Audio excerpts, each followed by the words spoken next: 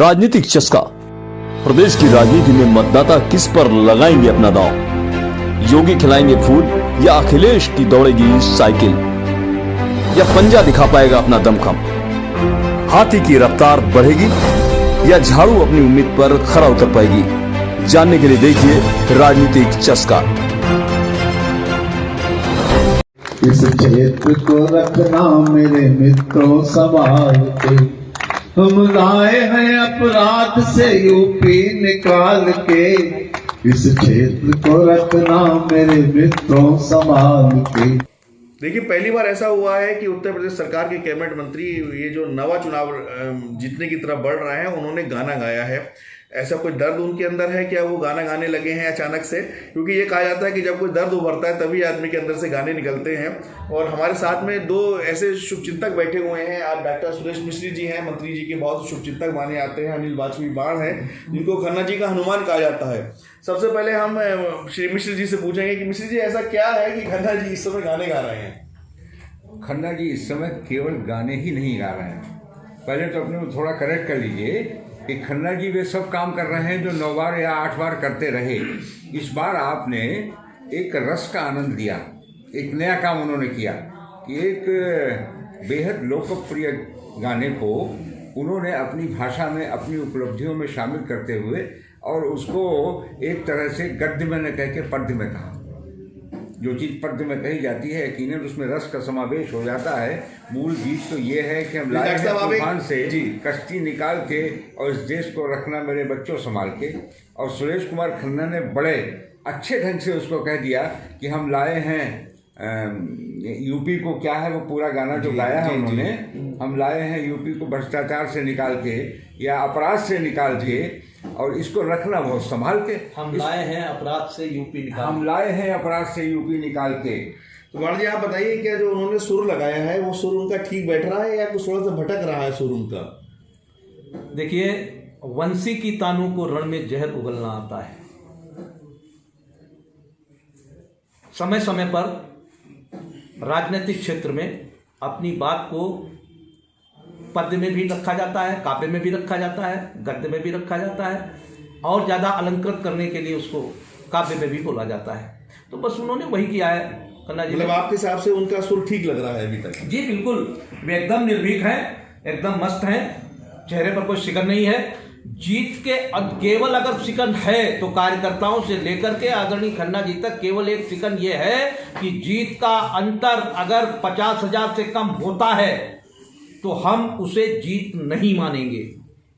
देखिए, खन्ना जी के हनुमान के रूप में जाने आते हैं बाणा जी। उनका मानना है कि इस बार जो जीत का अंतर है वो बहुत बड़ा व्यापक होगा, बहुत विशाल होगा और आप उसको 50,000 तक मान रहे हैं और आपका मानना है कि खन्ना जी का जो सुर है वो ठीक लग रहा है। और मिश्री जी हमारे साथ हैं, उनसे भी पूछते हैं। और सबसे पहले तो खास बात है कि मिश्री जी के एक बहुत बड़े स्वयं में एक साहित्यकार हैं और वो जानते हैं कि खन्ना जी का चुनाव वो लगातार देख भी रहे हैं। तो खन्ना जी, आपको क्या लगता है मिश्री जी की, जैसे हर बार का चुनाव होता था, जो समीकरण है इस बार, हर बार अकेले खन्ना जी एक हिंदू हुआ करते थे और बाकी प्रत्याशी मुस्लिम हुआ करते थे। इस बार खन्ना जी के साथ बाकी हिंदू प्रत्याशी भी हैं, कुछ ब्राह्मण भी हैं, कुछ नाराजगी भी है और इस तरह का एक माहौल दिखाया जा रहा है कि खन्ना जी इस बार इस चक्रव्यूह में फंस भी सकते हैं। क्या आपको लगता है, क्या अंतर आप देख रहे हैं पुराने और इस चुनाव में? पहली बात तो यह है कि चक्रव्यूह जैसी कोई स्थिति इस चुनाव में है ही नहीं।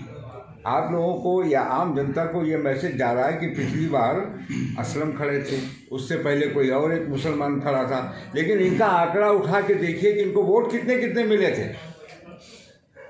और दूसरी बात ये भी है कि इन लोगों को केवल मुस्लिम सेक्टर के ही वोट मिले थे। ऐसा भी नहीं है कि जो और प्रत्याशी खड़े हो जाते हैं उनको दर हकीकत बसपा या अन्य दलों के कुछ वोट इधर से उधर हो जाते हैं, वो मिलते हैं। बसपा के बैनर से अगर कोई मुस्लिम खड़ा हुआ तो उसको मुस्लिम वोट नहीं मिले बल्कि बसपा वाला वोट मिला उसको। एक बात तो यह है।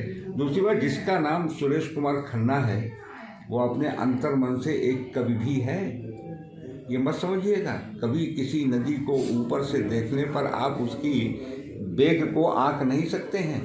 सुरेश कुमार खन्ना एक अद्भुत आदमी है, संकल्पवान आदमी है। 8 बार कोई चुनाव जीतना लड़कियों का खेल नहीं है और वो भी लगातार चुनाव जीतना। उत्तर प्रदेश में मानता हूँ प्रमोद तिवारी हैं, आजम खां हैं, ये लोग 9 बार जीत चुके हैं, लेकिन लगातार एक ही सिंबल पर, एक ही दल से और एक ही विधानसभा क्षेत्र से सुरेश कुमार खन्ना अकेला है जो 9वीं बार चुनाव जीतने जा रहा। अगर भगवान की कृपा से 9वीं बार सुरेश खन्ना चुनाव जीत गए तो गिनीज बुक का वर्ल्ड रिकॉर्ड्स में उनका यहीं शाहजहांपुर में बाकायदा। आपने बहुत बड़ी बात कही है कि अगर 9 बार वो जीत जाते हैं तो गिनीज बुक में उनका एक नाम आएगा और ये शाहजहांपुर के लिए भी एक उपलब्धि होगी। और उनके साथ ही रहे बाणा जी, हमसे पूछते हैं कि वो कितना आश्वस्त हैं, उनको क्या लगता है कि आप लगातार उनके चुनावों में साथ रहें, इस बार की जीत के प्रति आप कितना आश्वस्त हैं? पूरी तरह से जीत के अंतर को बढ़ने की बात है। केवल सर्वाधिक वोटों से 27,800 कुछ वोटों से जीते थे। इस बार का जो लक्ष्य है कार्यकर्ताओं का वो 50,000, वो 51 हो सकता है, लेकिन किसी भी कीमत पर कार्यकर्ता उसको 49,500 या 49,999 नहीं देखना चाहता है, वो 50 से 51 ही देखना चाहता है। देखिए एक बात आप डॉक्टर साहब हमसे कुछ कहना चाहते हैं। डॉक्टर साहब अपनी बात मैं ये कहना चाहता हूँ कि सुरेश खन्ना के 8 चुनाव का सिनेरियो जिसने अपनी आंखों से देखा हो, उन लोगों को इस बार अनुभव हो रहा होगा कि नवा चुनाव कुछ अलग ढंग से लड़ा जा रहा है। और इस चुनाव में और सुरेश खन्ना के पिछले चुनाव में मूलभूत अंतर क्या है? पिछले चुनाव में सुरेश खन्ना ने महाराणा प्रताप की मूर्ति किसी चौराहे पर नहीं लगवा पाई थी। पिछले चुनाव में सुरेश खन्ना ने सीवर लाइन की शुरुआत नहीं करा पाई थी। पिछले चुनाव में सांस्कृतिक मंच का निर्माण नहीं हुआ था। पिछले चुनाव में सड़क के चौराहे इतने चौड़े नहीं थे।